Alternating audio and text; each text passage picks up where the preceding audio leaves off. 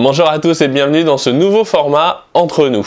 L'idée est assez simple, je vais changer le rythme des publications des vidéos afin d'avoir plus de temps pour travailler mes épisodes et pour faire des vidéos un peu plus longues parce que, ça me permet de rentrer plus en profondeur dans le sujet et aujourd'hui c'est ce que YouTube veut. Du coup, si je veux continuer à avoir de la visibilité, a priori il faut rallonger la durée des vidéos, des formats. Donc je vais passer des formats courts de 10 minutes à des formats un peu plus longs de 20 à 30 minutes comme vous avez pu le voir la semaine dernière avec la vidéo sur la Fed qui suit le chemin de la mort lente, qui a été plutôt bien accueilli, donc merci beaucoup. Donc des épisodes comme ça, grand angle, il y en aura un tous les 15 jours, a priori ce sera le vendredi, je suis en train de tester pareil des dates de sortie pour voir ce qui fonctionne le mieux. Et puis la semaine où il n'y aura pas d'épisode grand angle, vous retrouverez des interviews, pareil, un peu plus longues, des personnes que vous avez l'habitude de voir, et d'autres, puisque voilà, je prépare quelque chose en lien avec... Enfin, je vous en dirai plus tard, vous allez voir, mais il va y avoir du neuf. Donc toutes les semaines, le vendredi ou une fois par semaine, soit une vidéo grand angle, soit une interview. Et puis le mercredi, une vidéo entre nous qui permet justement d'avoir un espace plus entre nous, espace plus communautaire, où je vais vous parler de ce qui se passe sur la chaîne, des actualités, et aussi de répondre à vos questions. Donc aujourd'hui, j'ai une actualité et je répondrai à une question. Et si vous avez des questions sur les précédentes vidéos que vous avez envie de me poser, mettez-les dans les commentaires et comme ça, moi, je piocherai là-dedans pour faire les vidéos de la semaine prochaine. Du coup, l'actualité, c'est que je vais faire une conférence d'1h30 à la Paris School of Business, qui est une grande école de commerce dans le 13e à Paris. Donc ce sera ouvert au public et si vous voulez venir nous voir, ce sera le 20 mars, mercredi 20 mars à 19 h à la Paris School of Business. Et pour vous inscrire, il faut passer par moi par contre parce qu'on tient un listing, parce qu'il n'y a que 200 places et que ça va aller assez vite. Donc vous pouvez écrire à cette adresse contact@grandangle2017.fr. Donc vous me dites à combien vous venez, qui vous êtes, votre nom, votre prénom et puis votre email de contact. Et comme ça, moi, je ferai un listing et puis voilà, ça nous permet de caler des choses et qu'on ne déborde pas dans l'amphithéâtre. Voilà, donc le thème en fait de cette conférence, ce sera, on va parler finance et le principe, ce sera de parler de la différence entre richesse et valeur. Donc entre monnaie et richesse, parce que aujourd'hui, c'est des choses qui ont tendance à se confondre dans l'esprit de beaucoup de gens, y compris dans l'esprit de certains économistes. Et l'idée, ce sera d'identifier les faux prix et les véritables gisements de richesse afin d'éviter les pièges qui arrivent pour la décennie qui vient et d'identifier aussi, si on peut, les opportunités qui sont dues à ce décalage entre création de richesse et faux prix. Voilà. Si le sujet vous intéresse, venez nous rejoindre à la conf. Après, on pourra discuter un peu si ça vous intéresse. Il y en a beaucoup qui m'ont demandé pourquoi je faisais pas d'événements, d'apéros. Déjà parce que je bosse beaucoup et que j'ai pas trop de temps. Du coup, là, ce sera l'occasion de se rencontrer si vous le voulez. Ensuite, pour répondre à la question de cette semaine, j'en ai identifié une sur une interview que j'ai fait avec Olivier Delamarche il n'y a pas longtemps, qui se demandait mais qui est le créancier en dernier ressort puisque tout le monde est endetté et que tout le monde doit de l'argent à tout le monde. Au final, qui est-ce qui n'est pas endetté et à qui est-ce que l'on doit de l'argent? C'est un sujet qui peut être compliqué lorsqu'on essaye de faire les comptes par pays, mais le principe, le schéma global, en réalité, il est très simple. Dans l'économie, on va dire, pour cette question-là, qu'il y a 3 types d'acteurs. Vous avez l'État, les entreprises et les particuliers. L'État, les États, ils sont à peu près tous endettés et j'ai pas d'exemple en tête de pays riches, développés, qui ne soient pas endettés, qui soient en excédent. Je ne connais pas de pays qui n'ait pas de dette sur PIB et qui a un excédent en disant tiens, tel pays il a plus 5% de réserve sur le PIB. Non. Ça, j'ai pas. Par contre, du côté des entreprises, il y a des entreprises endettées et il y a des entreprises qui ne sont pas endettées et qui ont du cash. Alors ça se mesure, vous pouvez aller voir sur les fiches bourses de chaque entreprise, vous verrez. Par contre, des sociétés qui ne sont pas endettées et qui ont du cash de côté, il y en a quand même pas bézef dans les grandes entreprises. La plupart sont très largement endettés. Donc là-dessus, on se dit, c'est pas aux entreprises qu'on doit de l'argent, en moyenne. Et puis vous avez le vulgum pecus, le citoyen, c'est-à-dire nous, les pimpins de base. Et là, c'est plus compliqué parce que on connaît tous des gens qui ne sont pas endettés. On connaît tous des gens qui sont endettés, oui mais non. C'est-à-dire, typiquement, je prends l'exemple de la famille qui va acheter une maison. Elle est endettée, alors un crédit à 150 000 €, mais en face, elle a une maison. Donc en réalité, c'est de la dette, plus ou moins. Ça dépend comment on valorise l'actif. Et puis, il y a des gens qui sont tout simplement endettés, c'est-à-dire quand on fait le solde passif-actif, on se rend compte que vraiment, il y a un gros problème. Alors, je fais cette distinction pour les particuliers et pas pour les entreprises, parce que dissocier l'actif du passif pour les entreprises, c'est beaucoup plus compliqué, parce qu'il y a la valeur de l'entreprise qui rentre en jeu, et c'est tout le principe de la bourse dont la valeur fluctue grandement. Donc, oui, on pourrait faire la même chose pour les entreprises, mais c'est très compliqué, et si on voulait le faire pour les États, avec l'actif des États, ce serait encore plus compliqué et plus flou. Donc, écartons ça pour les entreprises et les États. Pour les particuliers, on voit bien qu'au final, quand on fait les sommes des dettes et des créances des particuliers, il y en a beaucoup qui ne sont pas endettés ou qui ont une valeur positive dans leur ménage.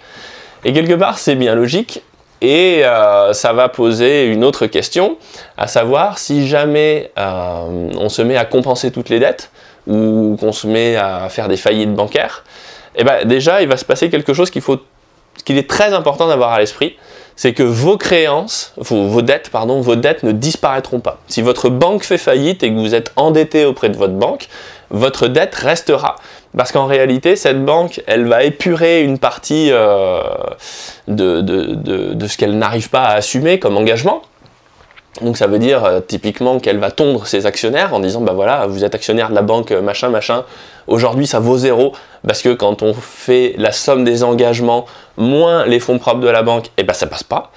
Ensuite, une fois qu'on a tondu les actionnaires, les lois européennes font qu'on va aller chercher les déposants, selon des modalités plus ou moins différentes. De temps en temps, j'ai des gens qui viennent me dire « Ouais, j'ai 10 000 €, où est-ce que je dois mettre mon argent si je veux pas le laisser à la banque ?» Il est très peu probable que pour 10 000 €, on vienne vous en tondre une partie. Il y a un seuil à 100 000 € qui lui semble plutôt relever du fantasme quand on regarde les choses dans l'ensemble. Donc la vérité, elle est sûrement entre 10 000 et 100 000 €, il va y avoir un seuil où les gens vont perdre de l'argent. Bon, n'importe comment, la banque va, quand elle va faire faillite, va se couvrir avec une partie, je ne sais pas laquelle, des dépôts de ses clients. Et ensuite, pour ce qui reste, ça va être très probablement une autre banque, voire même au bout du compte l'État, dans le cadre d'une nationalisation, qui va reprendre tous les actifs de la banque. Donc votre prêt, il fait partie des actifs de la banque, puisque c'est de l'argent qu'on lui doit, que vous lui devez. Donc en réalité, votre dette ne disparaîtra pas, mais vos dépôts, peut-être qu'une partie de vos dépôts disparaîtra. Donc, ce que je veux dire par là, c'est que vous avez les États qui sont endettés, les entreprises qui sont endettées, et ensuite vous avez au bas de la pyramide, sur laquelle tout repose, vous avez les gens comme nous. Et au final, le jour où on épurera le système de dette, c'est nous qui payerons. Ou dit autrement, c'est nous qui avons déjà payé. Parce que faut bien comprendre une chose, quand une banque fait faillite, les engagements, quand une banque fait faillite, ça signifie qu'elle n'est plus capable de faire face à ses engagements. Autrement dit, vous l'avez ruinée, elle a disparu du paysage. Mais il reste toujours une dette à épurer, c'est ce qu'elle doit. Donc au final, après, elle va faire appel à l'État, et l'État va soit jouer avec des regroupements bancaires pour essayer d'éponger un peu les choses, ou alors la nationaliser. Mais nationaliser une banque en faillite, ça veut dire que ce sont les contribuables qui vont payer la note, ceux qui payent des impôts, ou les gens à qui on va prendre de l'argent. Donc au final, c'est toujours le citoyen, en dernier ressort, qui finit par payer. Il ne peut pas en être autrement. Et la question est de savoir, si jamais il y a plus de dettes que les contribuables ne peuvent payer, qu'est-ce qui se passe? C'est à ce moment-là que c'est la personne qui détient la dette qui se retrouve plumée. Et c'est là toute l'ambiguïté en réalité du monde dans lequel on vit. Soit on est dans une configuration où le stock de dette ne dépasse pas la somme des actifs d'un peuple. Et c'est souvent ce rapide calcul qui est fait par certains économistes en disant la France a 2300 milliards de dettes, je crois, dernier chiffre que j'ai en mémoire, et sur les assurances vie, il y a 5000 milliards, donc au final, en dernier ressort, le contribuable peut éponger la dette de la France. C'est un raccourci qui est fait à la hache, parce que normalement, les comptes de l'État et les comptes des citoyens, c'est pas les mêmes. Je ne suis pas solidaire des comptes de la nation par défaut, enfin par principe. Je le suis par défaut, faute de mieux. Mais bon, voilà. Et si on admet que les dettes de l'État dépassent l'épargne mobilisable ou le patrimoine que l'on peut vendre, eh ben en réalité, ça veut dire qu'on s'est déjà appauvri. C'est-à-dire que si on admet un pays qui possède 100 de liquide de richesse, avec une dette de 200, et ben quand on va couler le pays, ça veut dire que on va payer les 100, donc tout le monde va se retrouver à zéro, admettons, et il restera 100 à payer. Et ben ça, c'est le gars qui a prêté qui va en être pour son argent. Et si on pousse le raisonnement encore un cran plus loin, si les banques au niveau mondial se mettent à prêter plus que ce que le monde n'a de richesse en face, et que le système s'effondre, quand je dis le système s'effondre, ça veut dire que si on crée plus d'argent qu'il n'y a de richesse dans le cadre de prêts, si dans l'avenir on arrive à rentabiliser ces prêts, ça se passe bien. Parce qu'au final, on aura créé de la monnaie qui correspond à une richesse future. Mais dans le cas où on se rend compte qu'on a fait de mauvais investissements et qu'il y a plus de dettes que d'actifs, et bien à ce moment-là, ça veut dire que c'est la monnaie qui s'est dépréciée. Et c'est probablement ce qu'on est en train de vivre aujourd'hui. C'est une dépréciation des monnaies en général dans le monde.